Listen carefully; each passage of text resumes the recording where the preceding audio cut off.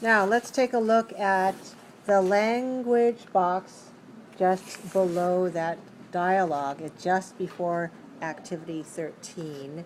And this is a language focus on using these words: let, leave, and leave alone.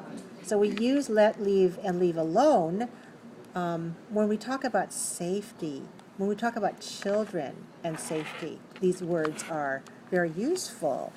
So we have the verb let, and the meaning is to allow or permit someone to do something.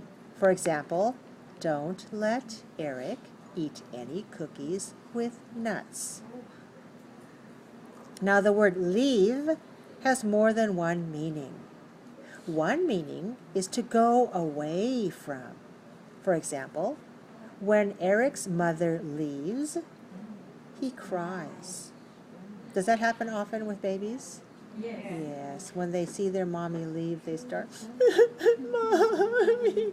And the mommy has to say, don't worry, I'll come back for you. So when Eric's mother leaves, he cries. Another meaning, a second meaning, a different meaning is to put an item somewhere and then go away from that item. For example, never leave scissors on the table.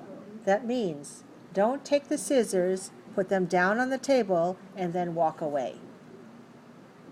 Don't leave scissors on the table. Why not? It's dangerous because a child could cut himself. Eric could poke himself or cut himself. Now, let's look at leave alone. Leave alone. These two words together, leave alone, have two meanings. One meaning is to let a person be by himself or by herself. So we can have this example: don't leave children alone while they eat. Don't leave children alone means don't leave them without an adult. You should be there because you're the child care provider. You're the parent or the grandparent. You're the auntie or uncle. You're the adult. You need to watch the children while they eat. That's the safest thing. So don't leave the children alone. Now, suppose I want to study, but you want to play, and you call me on the phone, and you say, can you go dancing tonight?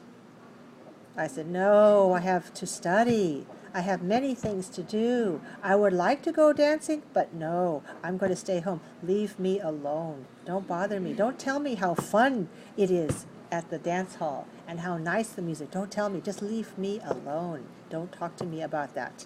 Okay? To leave somebody alone. So stop bothering someone. So that's another idea. So leave me alone. I'm trying to study means don't bother me. Don't bother me. So adults can say this too, not just for children. Right? If you say don't leave the children alone, that means you should watch them. If I say please leave me alone, that means don't bother me. Right? Okay. So let's try these exercises on activity 13. We have each group of sentences. There's only one sentence that's correct. So do you know which one is correct in each group?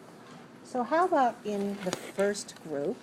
Can you read the sentence that is the best sentence? Which one is it? Is it A, B, or C? It's A? Okay, can you read that sentence, please? Don't leave medicine where children can reach it. Let's try it again.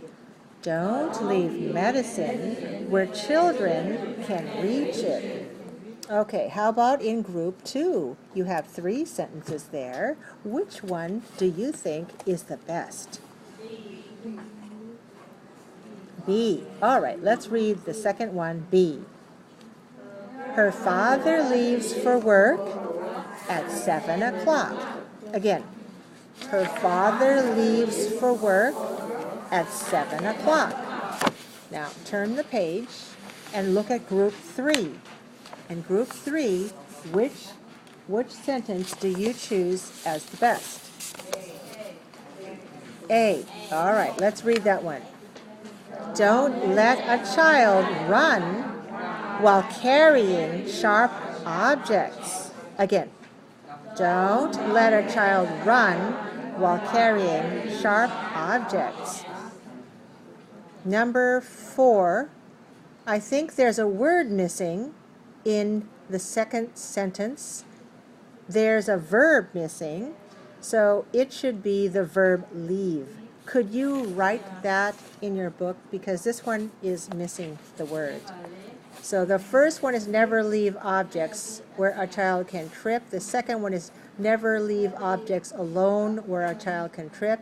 And C is never let objects where a child can trip. Which one is the best? The best one is A.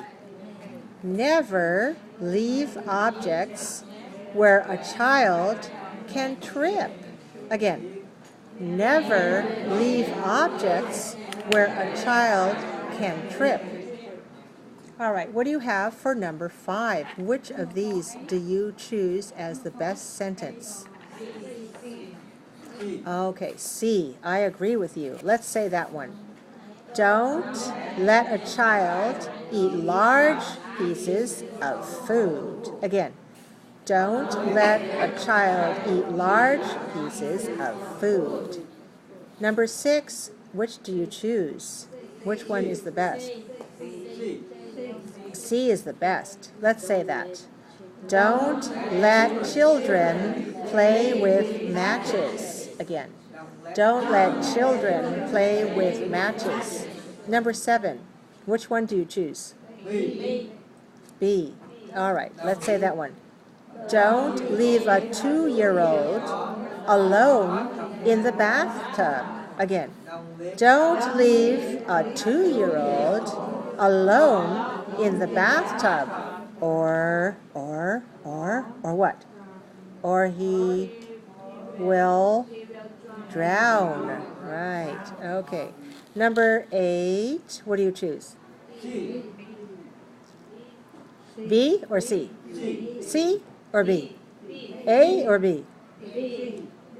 Okay, B is the correct answer. Leave your brother alone. He doesn't like it when you poke him. You know poke? You poke him, you poke something with a finger, you poke something, or you have something sharp, then you poke. He doesn't like it when you poke him. Leave your brother alone. Is that good? Any questions?